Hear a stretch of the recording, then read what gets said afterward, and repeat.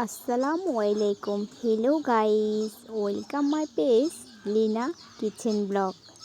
ছোটোবেলা থেকে আমরা বইয়ের পাতায় মা বাবার মুখে, মুরব্বীদের মুখে একটাই গল্প শুনে এসেছি যে বিপদের বন্ধু প্রকৃত বন্ধু। আজকে সে নিয়ে একটা গল্প শেয়ার করব তোমাদের সাথে। কোনো এক গ্রামে ছোট্ট একটা গাছে বাস করতো এক টুনটুনি পাখি। আর সে গাছটার ঠিক নিচে থাকতো একটা গর্তটার নিচে বাস করতো একটা নাগিন সাপ। কিছুদিন হলো সাপটার ডিম থেকে বাচ্চা হওয়ার সময় হয়ে এসেছে। তখনই একটা রাক্ষসীর নজর পড়ে সাপটার ডিমের উপরে। এদিকে টুনটুনিটার সাথে ছিল সাপটার গভীর সম্পর্ক, একেবারে বন্ধুসুলভ।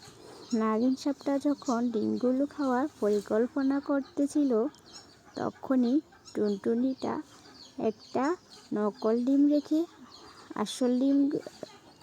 আসল ডিমগুলো সরিয়ে ফেলল। আর এদিকে রাক্ষসী নিজের অজান্তে নকল ডিমগুলো খেয়ে ফেলল। টুনটুনি ডিমগুলো